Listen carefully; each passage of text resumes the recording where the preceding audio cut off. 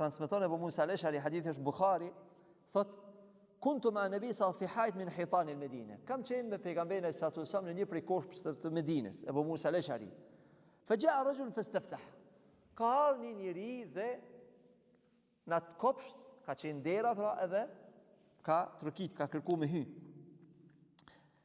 Fastuftiha, është hap dera, faqala nabi sallallahu alaihi wasallam, ai cili pra i ka thënë pejgamberit sallallahu alaihi wasallam, dikush po troket. Pejgamberi alayhi salatu wassalam ka thënë iftah wa bashirhu bil janna. Hapja ati derën dhe përgëzoje me xhennet. Ky njeri ka shku futihat lehu, e ka hap derën, ka shiku se kush mund të jetë ky njeri që po thot pejgamberi sallallahu alaihi wasallam, hapja derën dhe ai është banori i xhenetit, fa idha Abu Bakr. Kur thot e pash, ai është Abu Bakri. Fa bashartuhu, thot e përgëzova dhe i thash, hyr, je i përgëzuar me xhennet. Fa hamidallah, ai e falendroi Allahun.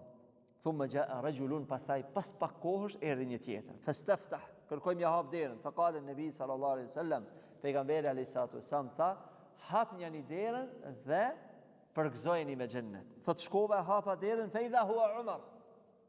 Kur hapa derën ishte Omer radiallahu anhu.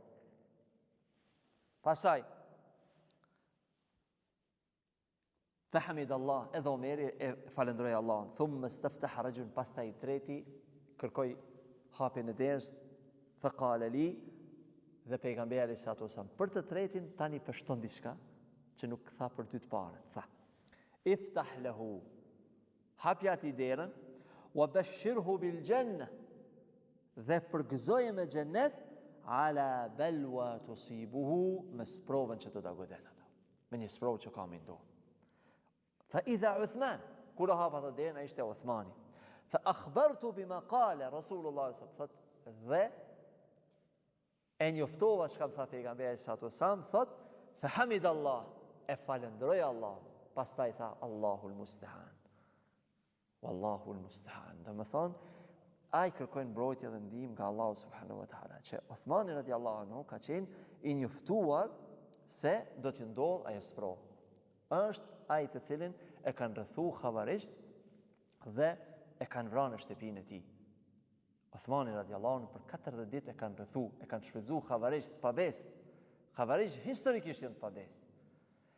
Pse janë pa besë? Sepse kanë shfrytzuar haxhin, kur shumica e sahabëve ka qenë hax. Pastaj askuj nuk i ka shkuar ndërmend që do të vinë muslimanë, do ta vrojnë halifen e muslimanëve.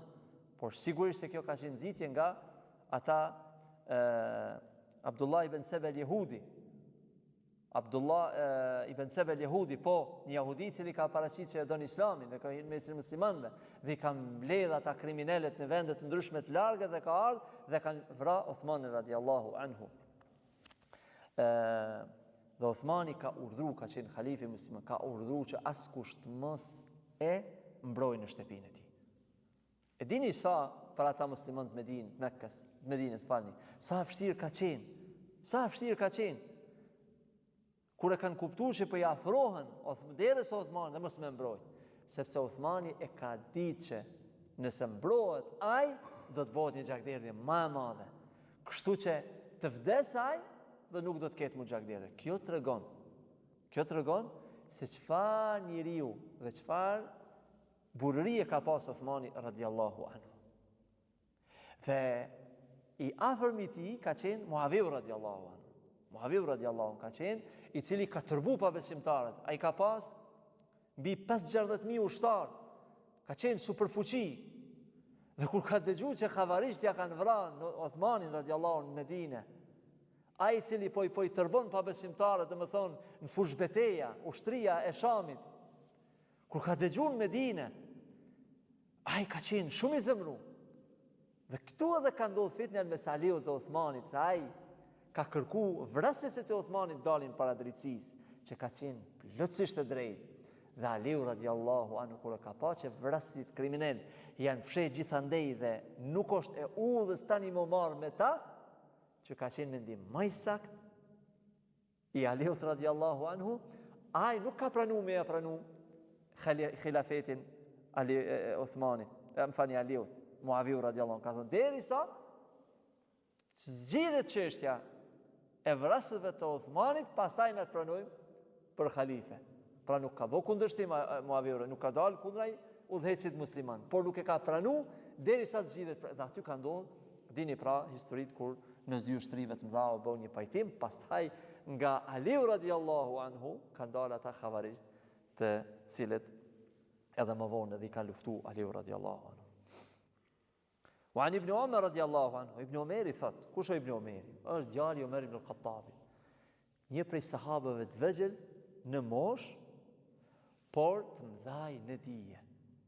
Për sahabëve të ditur, Abdullah ibn, pse ka qenë për sahabëve të ditur?